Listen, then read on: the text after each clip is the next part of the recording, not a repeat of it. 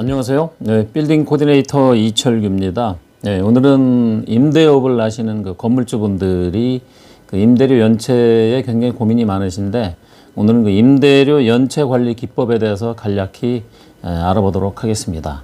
네, 우선 그 연체 관리의 목적이라고 하면은 임대업을 하는 가장 큰 목적 중에 하나는 사실은 매월 고정적인 임대 수익을 얻기 위해서 임대업을 하는 거죠.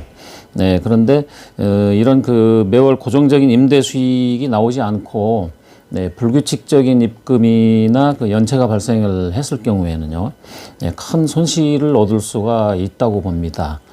왜냐면은 임대사업을 운영을 하려면은 매월 그 고정적인 임대 수익이 입금이 되고 또 매월 고정적인 그 지출이 이루어져야 원활하게 이 빌딩을 운영을 할 수가 있는데, 그렇지 않은 경우에는 빌딩 운영이 굉장히 원활하지 않을 수 있다는 그런 점을 들 수가 있죠.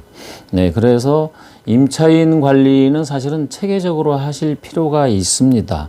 그래서 왜냐면은 연체 임차인들의 관리가 좀 태만했을 경우에는 요즘 코로나 바이러스처럼 급속히 주변 임차인들에게, 연체하지 않는 임차인들에게도 이런 그 분위기가 옮겨가면서 빌딩에 전반적으로 심각한 문제가 야기가 될 수가 있습니다.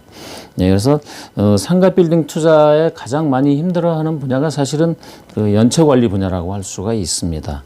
이렇게 해서 임대업을 하시는 분, 아니면 처음 하시는 분들은 이렇게 임대사업에 빌딩에 투자만 해놓으면은 매월 뭐 임대료가 따박따박 이렇게 들어올 것처럼 예상을 하고 계시지만은 현실은 사실 그렇지는 않죠. 그래서 편안한 임대업을 운영하기 위해서는 반드시 이런 그 체계적인 관리가 필요하다는 점을 들 수가 있겠고요. 이래서 연체 관리를 그럼 사전에 예방할 수 있는 방법이 없느냐 하면은 사실은 사전에 예방할 수 있는 방법이 서너 가지가 있습니다. 오늘은 그 부분에 대해서도 간략하게 말씀을 드리도록 하겠습니다. 우선 그 연체 관리를 사전에 예방하기 위해서는 첫 번째로는 임대 계약서를 쓰실 때 연체 조항을 삽입을 해야 됩니다. 계약서에. 예를 들면은 임대료가 연체가 돼서 뭐 한 달이 넘어가면은 물론 뭐 굉장히 위험한 상황이 될 수가 있겠지만은 며칠씩 늦어지는 경우도 사실 발생을 하고 합니다.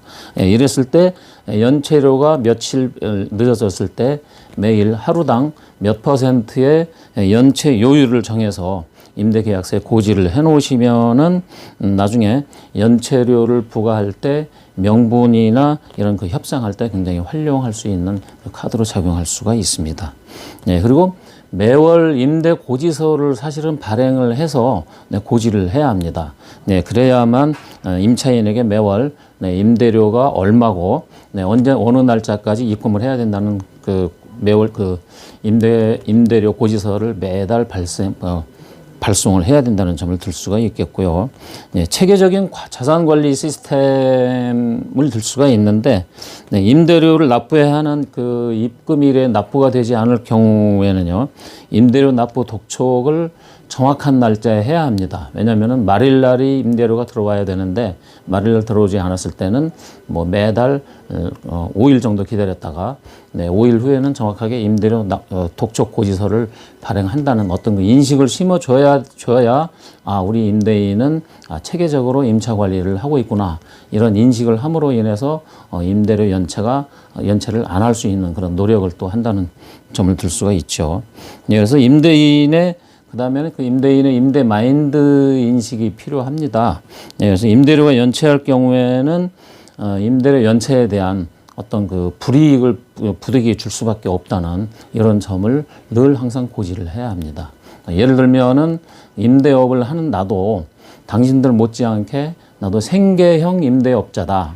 예를 들면은 요즘에 그 공시지가가 많이 올라서 세금도 많이 올랐죠. 종합부동산세나 자산세가 많이 올라서 세금에 대한 부담은 점점 더 커져가고 있고, 그리고 대출 받았을 경우에 대출 이자도 뭐 꼬박꼬박 내야 되는 환경이 되고, 특히나 또 매달 또 생활비가 들어가서 세금과 그리고 이자 그리고 생활비를 지출하고 나면은 나도 빠듯하다. 그렇기 때문에 같이 힘든 사람이기 때문에 나도 생계형 임대업자라는 점을 늘 항상 각인을 시켜줘야 된다는 점을 들 수 있습니다.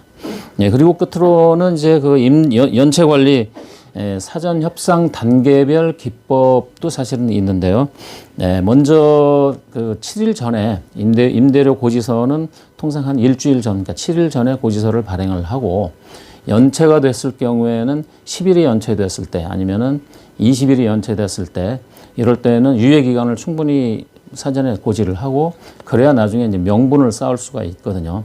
구두로 해서는 안 됩니다. 항상 문서화해서 발송을 해야 명분이 됩니다. 그래서 최종적으로는 뭐 최악의 경우에 뭐 이런 일이 발생이 안 돼야 합니다만은 내용 증명을 보낼 때 입금 내용 증명을 보낼 때는 이제 마지막으로 이제 최종적으로 입금을 어느 날짜까지 보내라.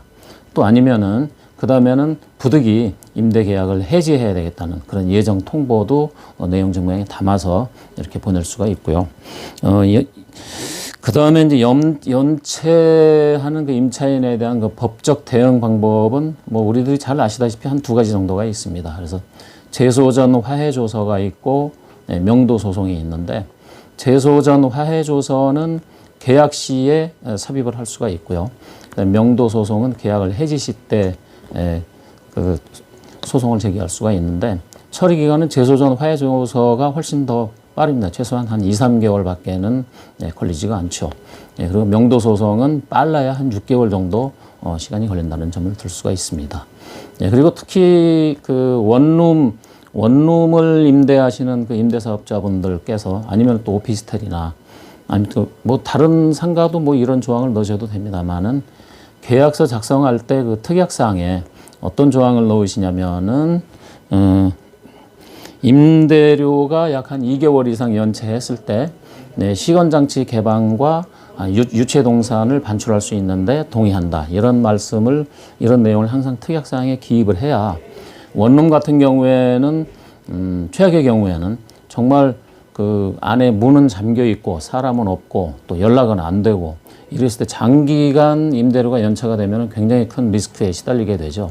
이럴 때 해결할 수 있는 방법이 아까 말씀드렸던 그 두 가지 내용을 특약사항에 집어넣으면은 시건장치를 개방하고 유체동산을 임시로 끌어내고 새로운 세입자를 넣어서 일단 그 사람이 나타날 때까지 새로운 세입자를 넣어가지고 임대료를 받을 수 있는 이런 점을 오늘 한번 강조를 해드렸습니다. 오늘은 그 임대업을 하시는 건물주분들이 임대료 연체 관리에 대해서 자세하게 알아봤습니다. 더 자세한 내용은 직접 오시면은 상담을 통해서 또 한번 말씀을 드리도록 하고요. 저희 그 빌딩 중개법인에는 저처럼 일하는 그 전문가들이 약 한 250여 명이 보유한 다양한 고객층과 다양한 매물을 확보하고 있습니다.